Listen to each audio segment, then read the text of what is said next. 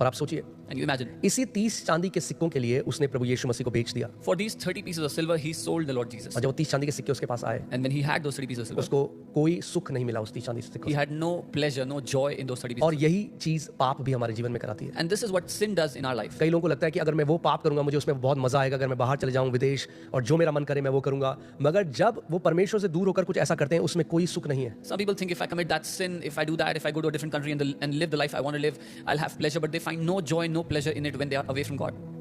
और अगर आप देखो तो मृत्यु सारे अपोस्टल्स की हुई, And if you see, all the apostles died.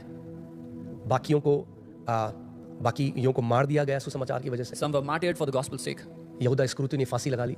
Judas Iscariot hung himself. मगर यीशु ने बताया कि जब जो स्वर्ग जब उतर के पृथ्वी पर आएगा और जब हम देखेंगे तो जो नींवें हैं वहां की, उस पर ये जो अपोस्टल्स ऑफ द लैम्ब कहा गया उनके नाम लिखेंगे। तो आप सोचिए कि कहां से यहूदा इस्करियोती गिरा और क्या उसके लिए परमेश्वर ने रखा था और उसका अंत कैसा हुआ, क्योंकि उसने ये पाप किया, प्रभु को बेच दिया। But you see, Jesus said, when the heaven comes on the earth, in the foundation of that are the names of the apostles of the Lamb. And if we see from where Judas fell, what God had kept for him, but where he fell in sin.